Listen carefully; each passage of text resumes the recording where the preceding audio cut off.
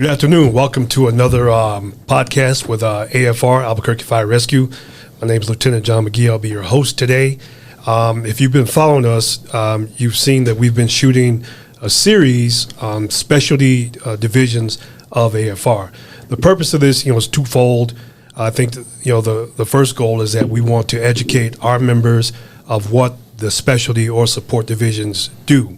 If you can even name the support divisions, probably you don't know what they do. So far, we sat down with Hart. We had ADAPT last week, and I hope those are educational for you. And today we'll be with the Arson division. So I've been looking forward to this conversation for a long time. But first, we got to do a little housekeeping. So please, if you have not yet, please subscribe. I think as everybody's aware, the way YouTube works, the algorithm, the more followers we get, it helps the channel, it spreads the videos, and we want to educate as much as we can. If you like the videos, that's even better. Hit the notification bell so that when we post new videos, you're notified, and we hope that these are useful for you. So let's jump in. Gentlemen, we've been talking about this for a while. Didn't know if we could make it happen, but I'm glad we did. So allow me to introduce, this is Captain Jason Ramirez, from the Arson Division, and we have Lieutenant Josh Jaramillo from the Arson Division. Welcome, gents.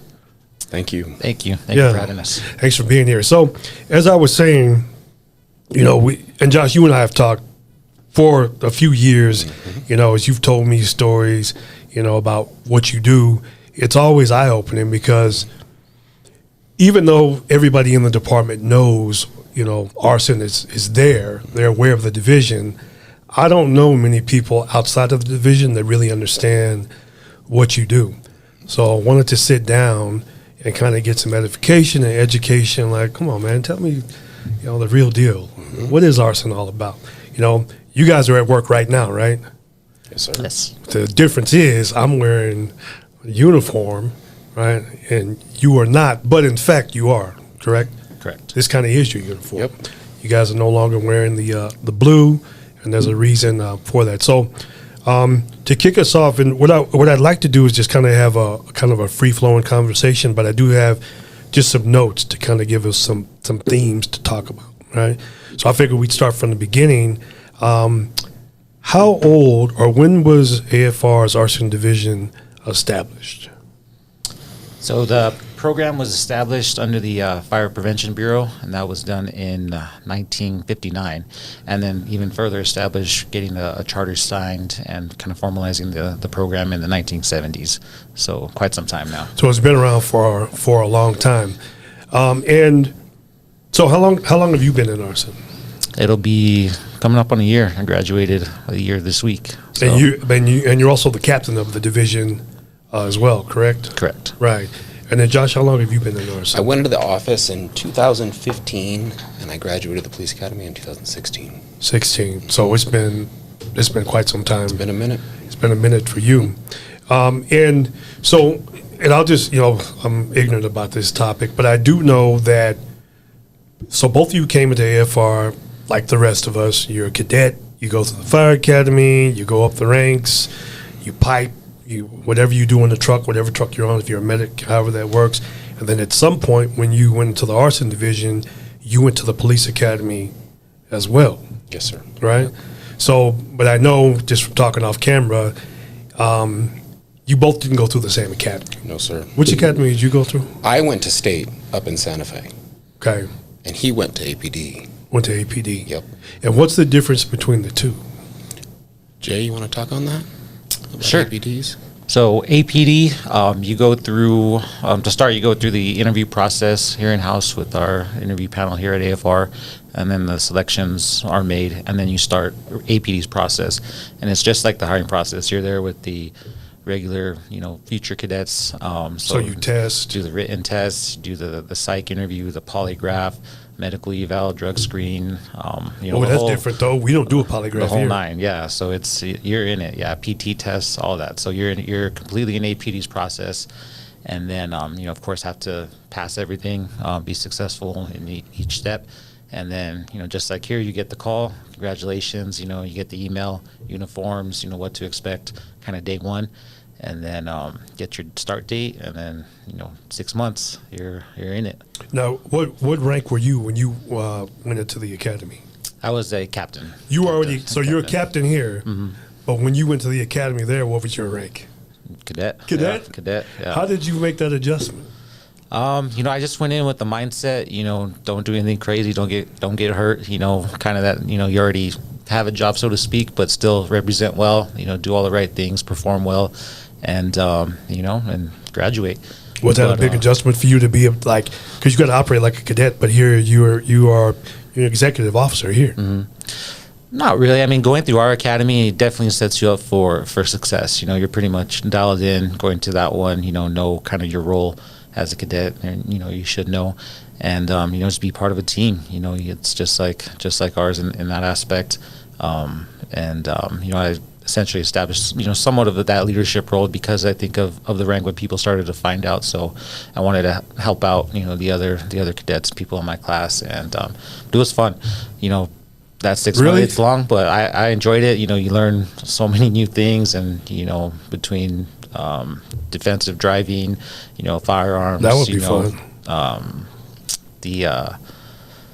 Other aspects of law enforcement, learning, ins and outs of the law. It was fun. How long was the academy? It was 6 months. 6 months. Yeah, 6 so months. 26 weeks. 26 weeks. Like Monday through Friday. Monday through Friday, show up about 6 a.m., be ready to go to do PT 6:30, and then, you're in the classroom usually by 8, go till about lunch, half-hour lunch, and then usually Half-hour lunch. Half-hour lunch is quick, yeah, so quick meal, and then back at it till about 4:30. But you go home every night. We went home, yes. So we Okay. went home every night. Every now and then you got to do, something on the weekends, things like that. So, somewhat of a swing shift, during like DWI week. Oh, okay. Come in at, from 1 to 9, p.m., things like that. Firearms week, there's a couple, night shooting, night quals, things like that. So, fluctuations in the schedule a little bit, but, at least we got to go home, unlike the state. Now, that's what I was going to jump to. So for Josh, that you had a whole different experience, right? It was a little bit different. The hiring process was very similar, right? What Captain Ramirez said, you put in, you go through the whole thing just like you're a cadet, just like you're applying for a new job. Then you get the call and you go up there. The difference is we check in at state. Because you were in Santa Fe. Yep. Check in Sunday night, and you're there all week. You live up there. You live up there. You live up there. Sleeping in barracks. You sleep in a dorm. Dorm. And it's off to one side, and then the rest of the campus is on the other side. So you have a chow hall, you have obviously classrooms, stuff like that. It's an experience, man. It was Because cool. you already had years in here before you did that. Yep. Like, so you had seniority here. You go up there, living like a cadet. Yep. Almost like a military recruit, Kind of. like yeah. a boot camp. I mean, you don't get to leave, right? So that's kind of different, right? Like in our academy down here at the fire academy, you went home every night. At least you go home every night. Yep. Up there, you're in there. So what, they had like cooks, so all your meals. They have a staff that cooks for you breakfast, lunch, and dinner, if I remember correctly. And then after dinner, basically you're on your own. And that's when you study, you're in the books doing your thing, and then first AM the next morning, you're back in class. And how long was your academy? My academy, if I remember correctly, was 16 weeks. It was a little bit shorter than Captain Ramirez. 16 weeks. So you go home Friday afternoon? Friday afternoon, usually after class, 5, 6 o'clock, you jump in the car and you head home. So you head home, you got Friday, Saturday, half a Sunday. Half a Sunday. Usually, by the time you get done with laundry and getting squared away for the week, you're leaving the house 11, 12 o'clock in the early morning to go up there and start it all over again.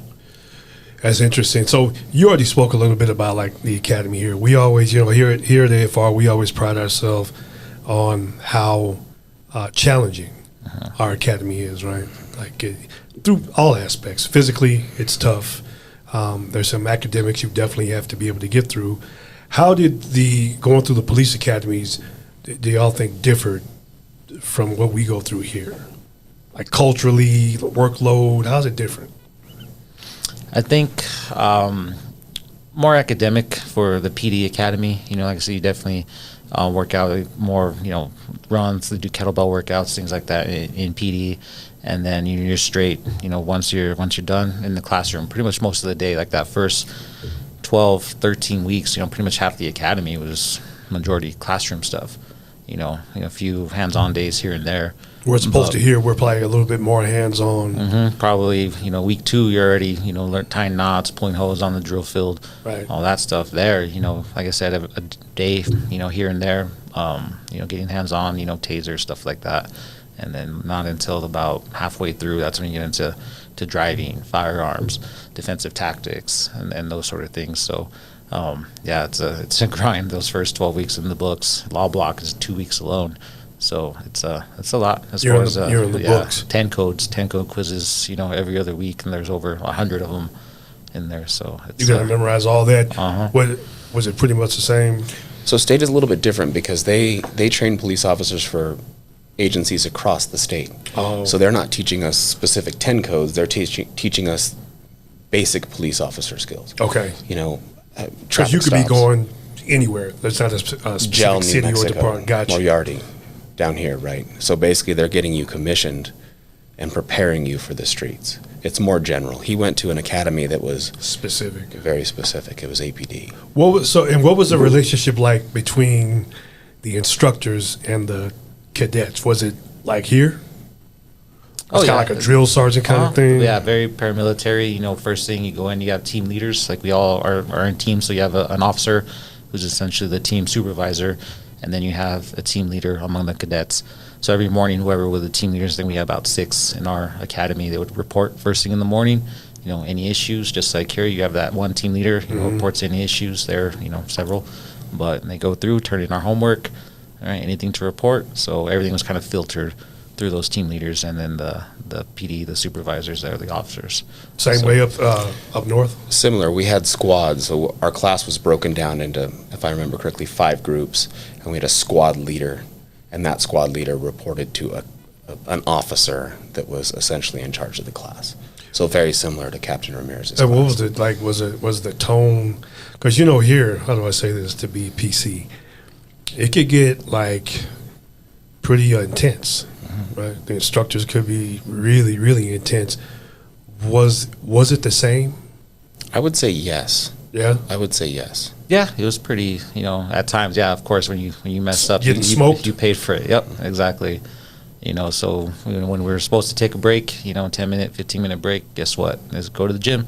That was our Oh, the term. interrupt yeah. that to the gym. break, huh? Yep. Instead of the break, we'd be in the Like here, gym. we say take a break, right? That means You run go the visit tower. the tower. Yeah, 7 that- stories until I get tired, as they used to say. Yeah, that was kind of my joke. Man, lucky we don't have a tower here at the academy because we'd be up and down that thing. But So, all right, so those differences. Now, how is it, and I guess I want to ask it in a way because y'all have this unique position.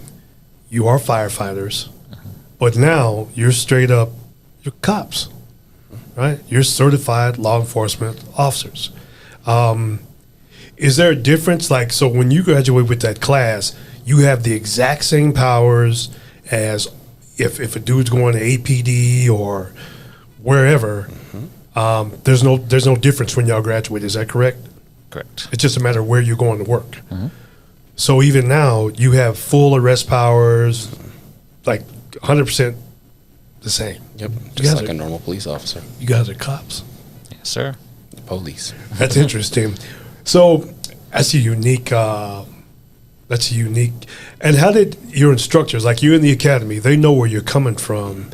Was there more expectations placed upon y'all because of where you come from, or how do they accept you?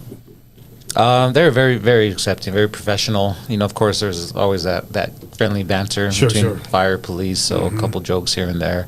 You know, which that's what makes it fun, right? You know, but yeah, they were totally, like I said, professional. I think they kind of expected, just because I had been in a previous academy, and with my rank, like I said, I kind of helped guide some of the younger folks. That this is their first academy; they don't know what to expect. So, Sure. I took some of that on, and I think they appreciated that. But it was, like I said, very, very professional. And like I said, just, stay on the grind, perform well, and just like anything else, people will respect that. Was that pretty much the same experience you had? It was. Because we've been through a prior academy, I think the academy instructors up there expected a little bit more from us. They wanted us to step into kind of a leadership position, help these younger dudes that are going through for their first academy, and just remind them that it's all part of the process. Did that kind of happen naturally, though? Like once your fellow cadets learn who you are? Yep. Yeah, it did. And I remember the nights in the dorm rooms polishing boots, and the fellas would all come in there and we'd rap about, what could happen the next day. And it's just part of the process, Do you think going through the previous academy somewhat, insulated you or prepared you? Like, it's kind of like going through a boot camp where you kind of know the routine, you know what to expect. So it's harder to rattle you because you've been there. Been there, done that. I absolutely think that it definitely prepared us for that. 100%. This academy prepares you very well for not only other academies but life, in my opinion. Now, and then we'll jump on this, but I just wanted to ask, like, so when you come to the fire academy, you start to learn the tactics, right? You learn the vocabulary and kind of the overall, I guess, view of fire service, and then you start to learn the culture a little bit. Are there differences in terms of culture with fire as opposed to police, or different, like what they're focused on? It's hard for me to ask the question the right way, but you get what I'm saying? Like, yeah, a little bit.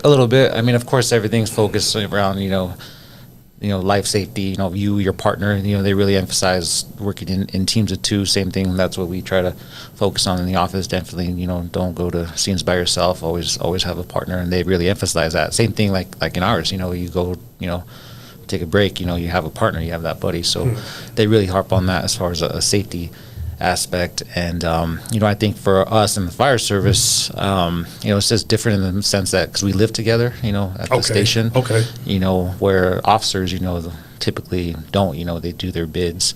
I think maybe, it's probably similar once a year or something like that, but they go off to different beats and that sort of thing. So you may work with somebody, don't work with people as often maybe. So different in that sense, but I think from a safety perspective and kind of that having each other's back, definitely the same on that front. So I'm glad would you agree with that? I do agree with that. Well, and the reason I'm asking is because like we said in the beginning, is to educate our members. But you may have people thinking about arson, but think, well, that culture would be too foreign. Mm-hmm. You know what I mean? Like, because you have some people like, oh, I could never be a cop, right? They may have that idea, but to hear from y'all, like, no, it's not that much different.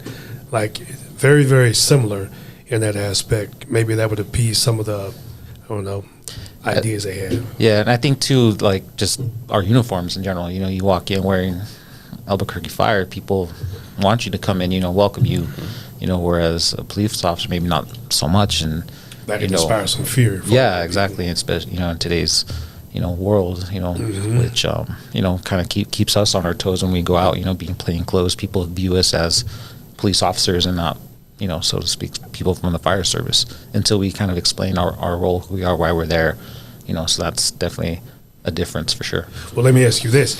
Since you became an arson investigator, did that change the way you view firefighting? Absolutely. I feel like understanding origin and cause, I feel like it gives you a different perspective as to what fire crews do. That's what I was wondering. I remember when I was piping, you'd go in there with a hose line and just blast drywall out, right, down to clean studs. Well, when arson would show up, that leaves nothing for us. There's nothing there. Like, all of our patterns are gone. It went out the door with the drywall. So I think the process of firefighting is viewed differently from this side of the table, because we need those patterns. We need that scene as preserved as possible. So, like, let's say you went back to a frontline unit and you're out there doing fire suppression. Would that change your tactics? Like, you definitely would operate differently now. I think so. I think I'd be a little bit more, I would try to preserve the scene more. You'd be more conscious of. Yep. I'd go in there and not blast off drywall, go in there, try to suppress the fire, do as little overhaul as possible. Because you know what's next. Yep. Right. Or what the arson team is looking for. Would you say the same for you? Like, change the way kind of you view the process of firefighting? Yeah, I would say, especially like during overhaul, especially like you mentioned, kind of preserving that scene, don't tear everything up, so to speak. Because I was, guilty of that as a suppression officer, spray everything down. I don't want to rekindle and that sort of thing. But, use your tools, the tick. That's why it's there, until if you have to perform a haul, you see clean studs, cool, you're probably good to stop there and not have to tear down, the whole wall, so to speak. But yeah, definitely from an overhaul perspective and, origin and cause and, kind of preparing if the investigators are coming to examine the scene, definitely preserve it a little bit more. So yeah, it's changed for sure. And I kind of want to get into that, but I think just to begin with, because, I think, because I'm really speaking to prospective, future arson investigators, people that may be on the fringe thinking about it, not just in our department, but maybe whoever's, watches this podcast. But I think a lot of it is, how do I get in, right? What's the process? And then I think people kind of want to know, like, what is the lifestyle of an arson investigator? I know what it is to be, on the truck, right? I'm in a pipe, or maybe I'm the officer, go to the station, do what we do, run the calls. We kind of all know that. Your world is different, right? Obviously, you're not wearing the uniform. You're not housed in a fire station. So, and I don't know if this is true for other departments, but you have your own office, which now our schedules are a little different. So, Josh, you're still on the 56 or the 4896. Yep, 2 days on, 4 days off. Yes, sir. 2 days on, 4 days off, and you're on the 40. You're on the 40. Yes. So 5/8 or 4/10s or whatever. 4/10s for 4/10s. So, Josh, that means that for 2 days, just like every other fire crew, you live there. We live there. Yep, we sleep there. And you sleep there, but you're not running to every fire call, correct? No, we're only called when on-scene command either can't determine the cause of the fire or they suspect something nefarious happened. Whether it be an on-scene suspect or he said, she said, or whatever, that's when command calls us out. And then you show up. So now is the assumption every time you get called out, is it a crime scene, or it could just be they don't know the origin? That's how we treat it. When we leave the office, we're treating every fire or every investigation like it's a crime scene until proven otherwise. Oh, okay. And I hate to say it, but a lot of the times we go to these scenes and they're accidental. I would say 40% about, Captain, that are actually arson. So that means 60% are other causes. But you go in with the mindset of it's a crime scene, and I'm just saying that because you're a law enforcement officer, so there's that safety concern. Yep, officer safety first and foremost, and obviously preserving the scene. Preserving the scene, but is it possible that if it is arson, that the arsonist could still be somewhere nearby? And that happens. Sometimes PD has them detained. Sometimes arsonists hang out and just watch fire crews fight the fire.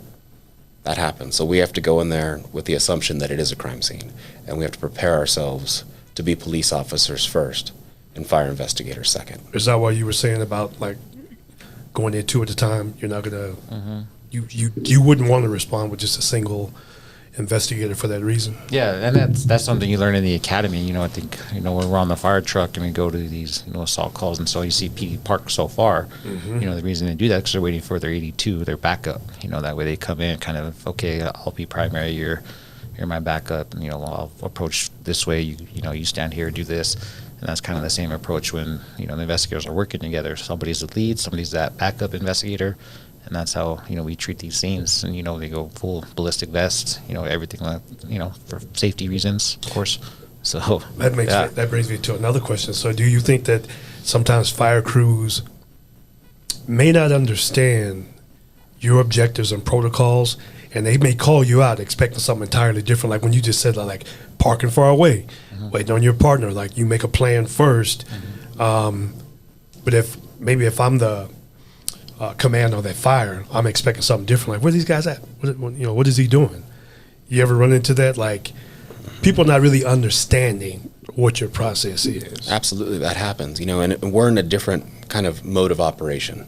When we show up, we're at the back end of what fire crews do, right? So they show up, they put out the fire, they're kind of wrapping up. And when we're called, we're just beginning. Our investigation has just started. So we show up in, I hate to say it, but police officer mode, because we treat everything like a crime scene. Right. Right. And we go in, and our most critical conversation that we have is having a conversation with on-scene command. Hey, what do you guys have? Like, what did you see? Why did you call? How can we help? Right. And that information is the basis of our entire investigation. I'm glad so let's get into that. So, and I know there's a science behind it. But so when you come in, you said you consider it a crime scene. So the first conversation you're going to have is with the commanding officer of that scene. Yep. And this is kind of like your process to begin to determine origin. You're going to get the whole skinny from him. And like, what kind of information would you want to get from him? What would be the most helpful? So everything that they did, that's the main thing. There's been several incidents where there's been question, who opened the back door, who opened the back window. Well, if command didn't tell us, hey, engine whatever opened the back window, we're thinking maybe a suspect. Oh, even that specific? Absolutely. We need to know everything that happened, because we're trying to preserve the scene and keep it as intact as possible, right? So we need to know comings and goings. Yep, exactly. How did you guys see it when you guys first showed up? What did you guys see? Did you guys see flame out of the AB corner? Right? Or did you guys see, and we make sure everything kind of matches on scene, with on-scene command. What they said versus what you see. Exactly. And also witness statements, other interviews that are conducted. It's very different in the sense that when fire crews are dispatched to a call, they rush. I mean, they're preserving life and property, right? We're in a different mode because we're investigating. So we're slow, we're methodical.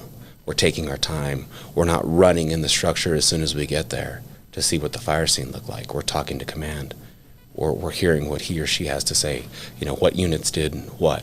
We're talking to that first-in engine that made the attack to find out what they had to say. So you're basically interviewing the fire crews first. Absolutely.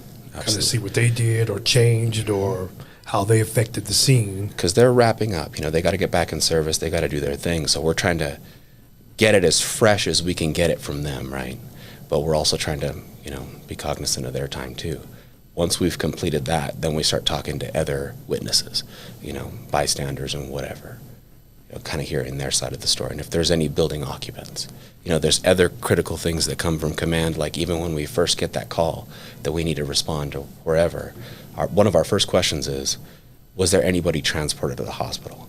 And the reason that that's critical is if that person is severely injured, they're likely going to intubate them, right? Mm-hmm. So they're going to tube them. They can't talk. They're going to sedate them and tube them. So we need to go to the hospital first to hear their story. Oh, so you want to talk to them before, if you can, they get intubated or unable to communicate. Yep.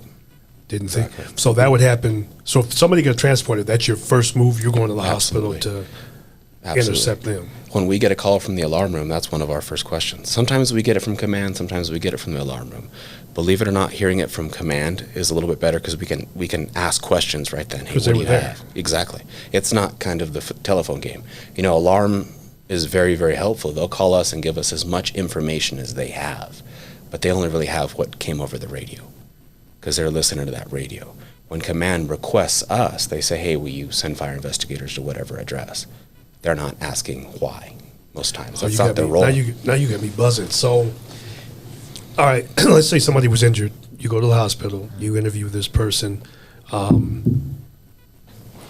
then after that, you're going to the fire scene. Yes, sir. And begin your investigation there. So this thing can stretch hours and hours and hours, like all night long. Absolutely. You're doing this. Absolutely.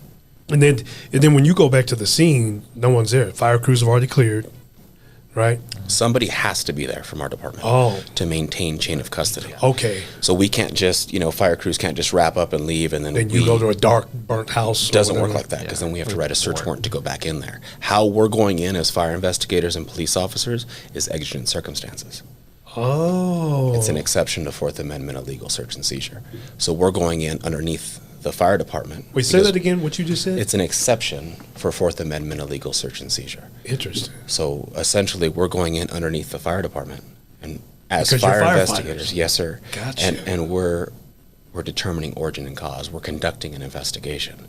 But if chain of custody is broken, then we have to write a warrant, or we have to get somebody to give us permission, sign permission to go back in and do an investigation.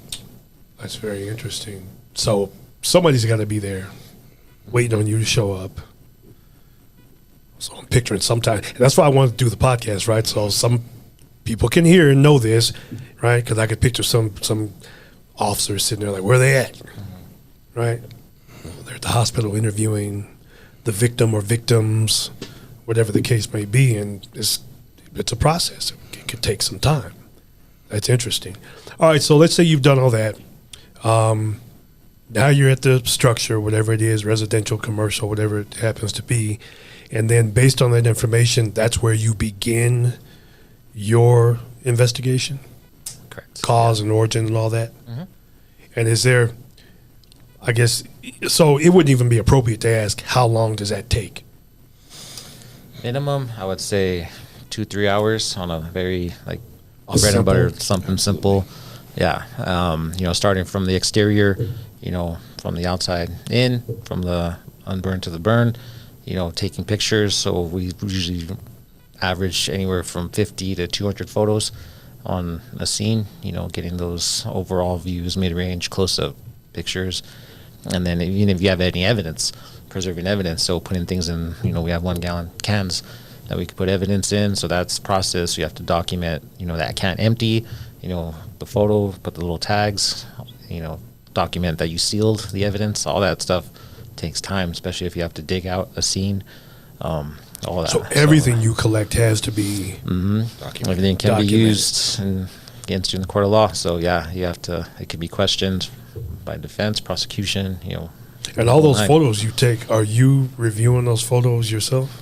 Yes, so The most 50 to 200 investigators photos? So we'll go back to the office, burn them on a disc. That way, they have there's copies, and because that'll be turned in with the evidence, and then as the investigators are writing the report, they can refer to those photos as well.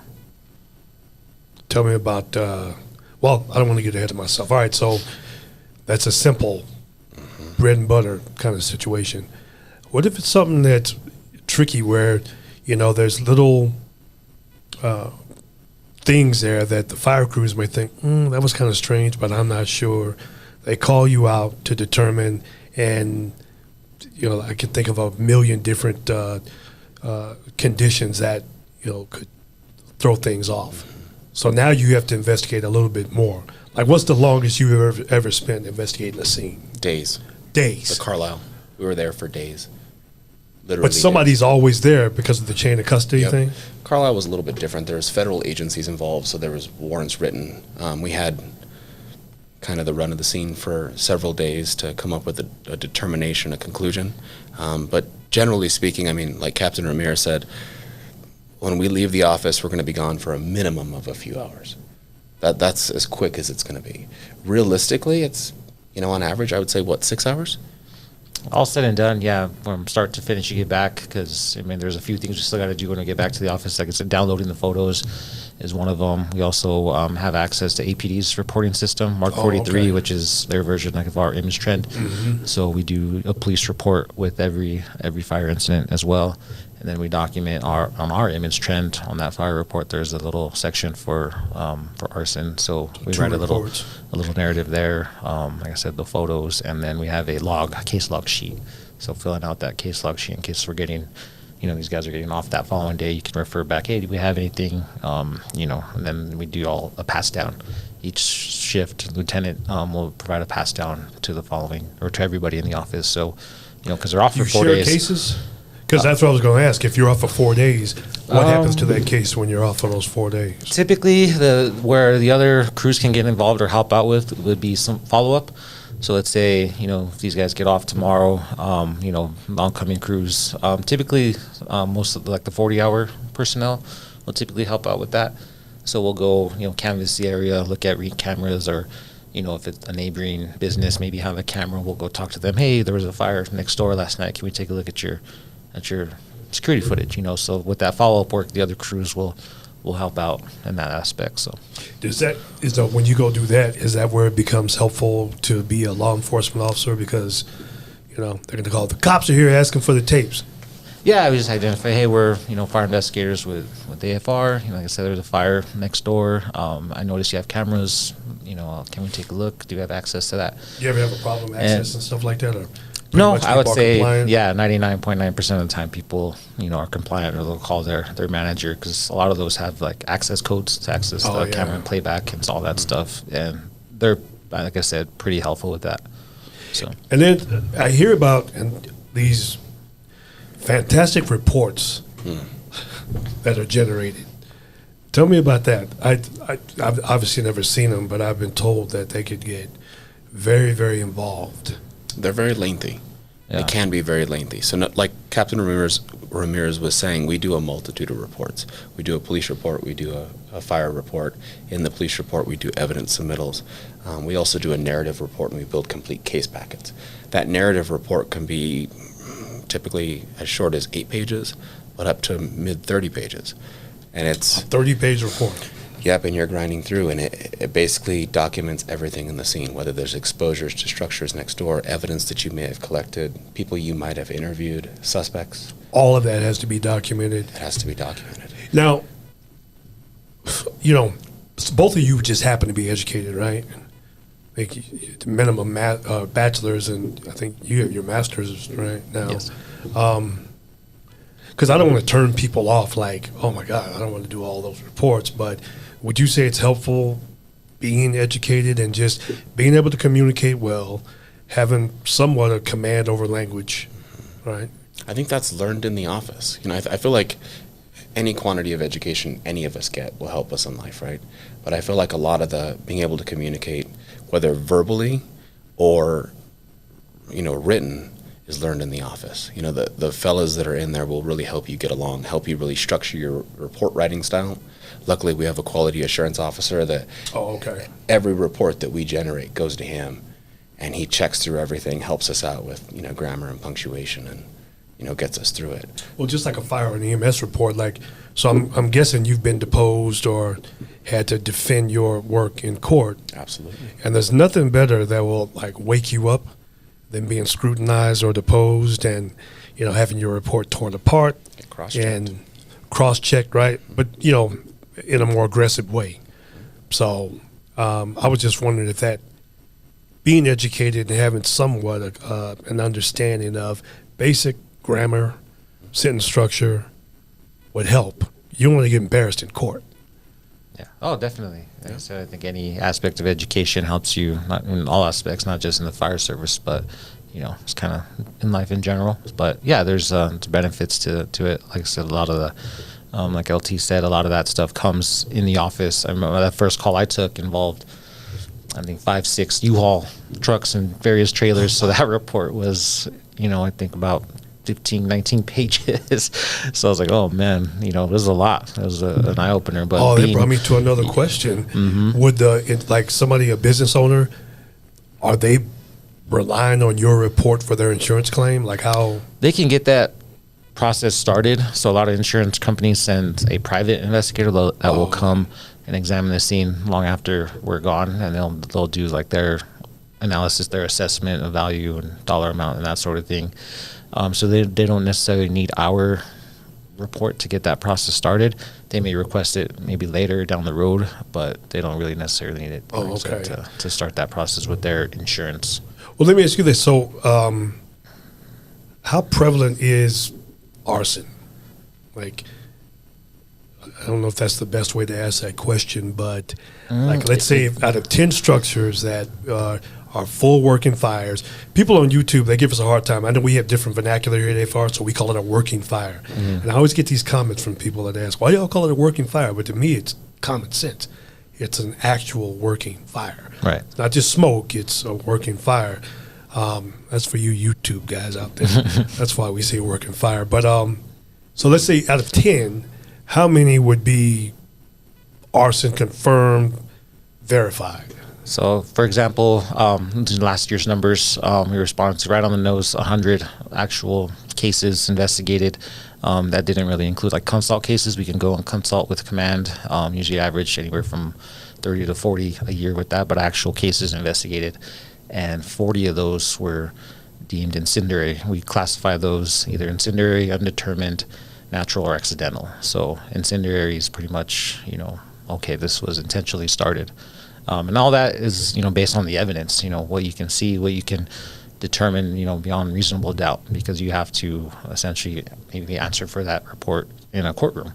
So about I would say 140 of those were classified as incendiary. So But all of them had to be investigated, right? Mm-hmm. Which means, because the second part of your job is, okay, you look for the origin and cause, and then you got to do the whodunit. Mm-hmm. So that means what? Knocking on doors? Yeah, knocking on doors, talking to people. Seeing who was there, looking for surveillance, like Captain Ramirez talked about.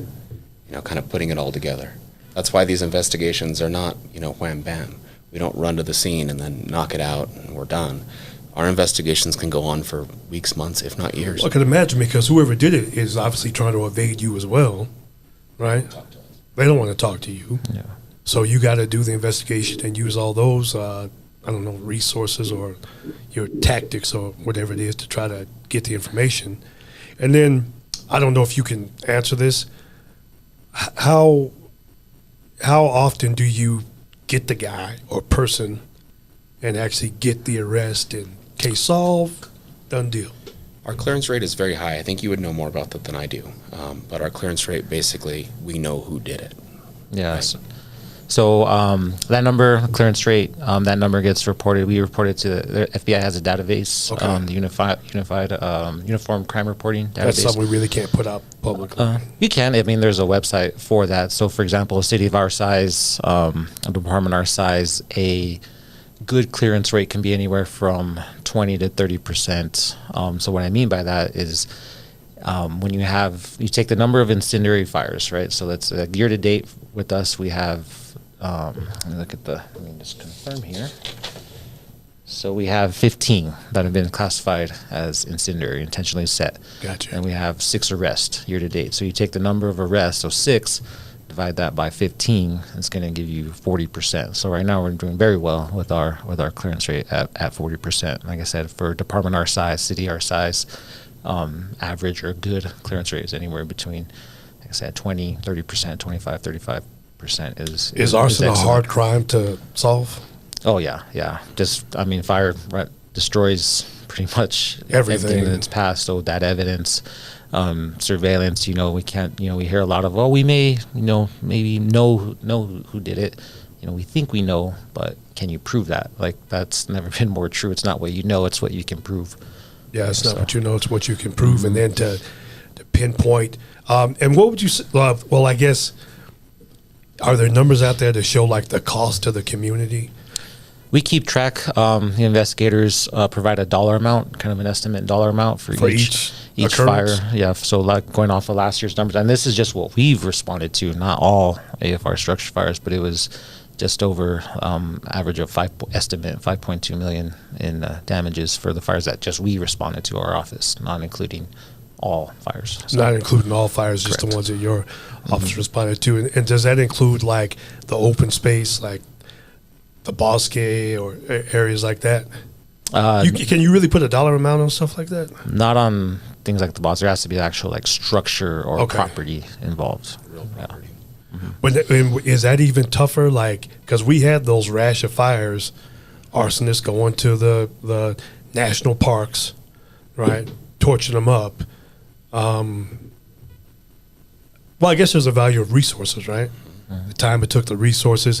How difficult would it be? Because to me, it would seem like harder. Like, some person was in this huge area, lit a fire. How do you even begin to find that person? Interviews, witness statements. There's typically somebody always around, right? That we can, who did you see? Who was here, right?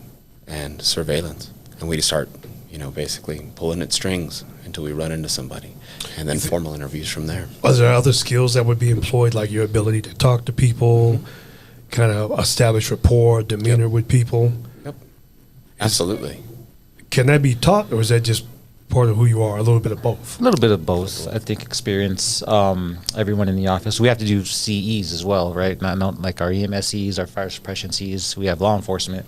CEs that are kind of parallel. Like right now, I think Josh just went to yesterday, right, to the law enforcement CEs, and we have a website, CFI Trainer. It's a website for investigators that provide online classes that we assign throughout the year, and some of that involves like testimony, interviewing, things like that. Just as a refresher, good tips to prepare that investigator. A lot of our new investigators that come in get assigned anywhere from 9 to 10 of those courses. And then we also like to try to send everybody to the National Fire Academy. There's a 10-day course out there, the Fire Investigative Essentials course at the National Fire Academy. I took that last year when I first got in. It was excellent course.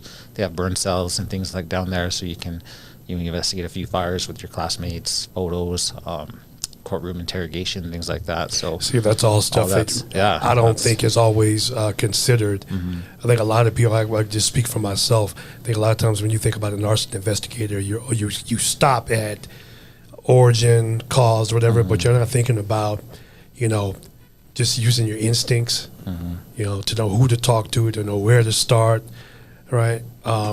That's crazy. So I'm getting close to the end here, but I wanted to ask, it's a silly question, but I have to ask you, why? Why does a person just randomly light something on fire? What are the motives for arson other than the obvious insurance scam? I think I've heard about maybe to cover up a bigger crime or a more serious crime concealment. What are some other motives for arson? Captain Ramirez, you want to talk on that? Other than those you mentioned, mental health, that's kind of becoming more prevalent. Okay. Here in the city, a lot of transients, a lot of structures being vacated and boarded up. People seeking shelter. Maybe starting these cooking fires or warming fires that they leave and then accidental. Expand on actual structure fire. So there's those. But yeah, I mean the motives are kind of various. So they run the gamut. The individual. Children. It could be something, if they light their bed on fire, but that's the bed that, that they may have been abused on. They don't want to see that. You see that a lot of kids are trying to destroy, something that brings up a memory or something like that. Right. You see that with a source of trauma or whatever kids. for them. Yeah, exactly. So, it just kind of depends on that individual, what they're after. But when you do get an arrest, do you always get the motive? Do people always tell you why they did it, or is it the case sometimes they don't even know why they did it? Some do. Some can tell you, I was attempting to, harm myself, or no, I wanted to set that on fire. It just depends. Some people don't. But just a collection of good evidence to be able to present and have a good, solid case. That's the key. So. And here's another question: is there a demographic Is there a demographic like you have what do you call like a criminal psychologist, and they can tell you generally this crime is committed generally by this demographic, that demographic. Is there such thing for arson? Say so. Would you? Yeah, I mean that we don't typically keep in our office. I keep a track record of that, but I would say more like middle-aged males. I would say is kind of the big demographic there. I don't know if you have any other experience with another group, but I think it spans everybody. Yeah, it spans everybody. Obviously our unhoused population, they cause a lot of fire damage, whether it's staying warm or cooking or whatever, or intentionally starting a fire. And I mean, that could be anybody, right? Right. I mean, that could be any demographic. Right. So which makes it hard. I wouldn't say so. All right. Well, in closing, I'm going to ask you both. So is working in the arson division, has it been rewarding for you? I would say so, just differently. On a fire truck, you show up and you put out a fire, help somebody in a car accident or whatever. That's always rewarding, right? But when you're prosecuting somebody, or at least pushing forward to prosecuting somebody, when you get somebody that could hurt the community off the streets, that is very rewarding. Okay. Absolutely. Okay, I didn't think about it like that, but you're protecting the community. What about you? I think just being able to provide closure, to that individual where they experience a loss of property or anything like that, and you complete your investigation and you can provide them, kind of that sense of closure. This is how it happened, or this is what happened, or if you do make an arrest, hey, we got this person off the streets. That's rewarding. I can see that. I experienced a house fire many years ago, and when you just said that about closure, I could totally relate to that because you want to know. Like in my case, it wasn't arson, but still, just to have the answers like how did it start, why did it start. Arson did come out, but they determined it was accidental.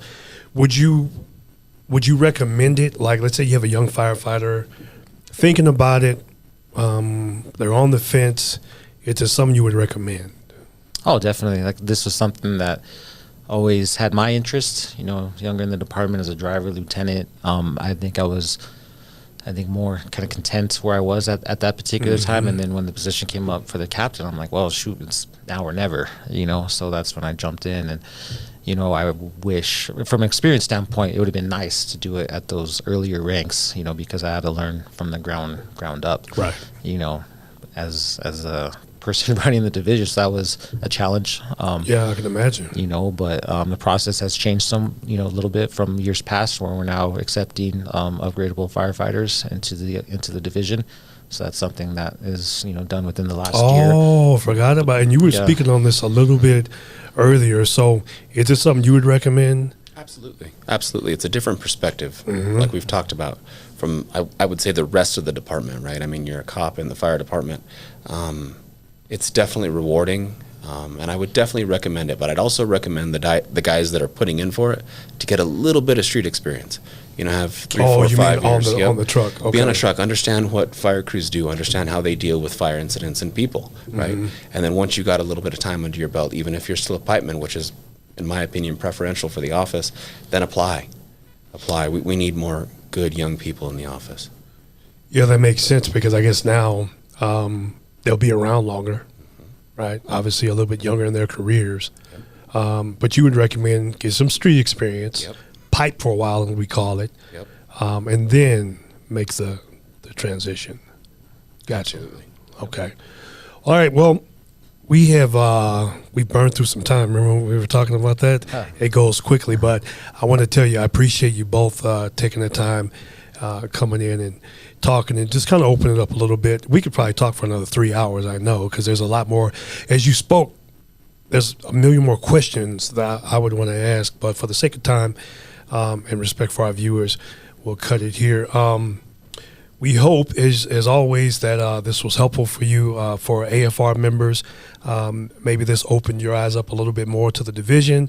If you're thinking about it, I think I could say reach out to Captain Ramirez for questions. And I think the office open door policy. And for other viewers, here in the U.S. or out there in the world, we hope this is educational for you, and you can kind of see what your local fire department contributes to the community. If you haven't yet done it, I'm going to ask you again. Like the video, subscribe. We need you to do that. Hit the notification bell, and keep following. We'll see you on the next one. Thanks.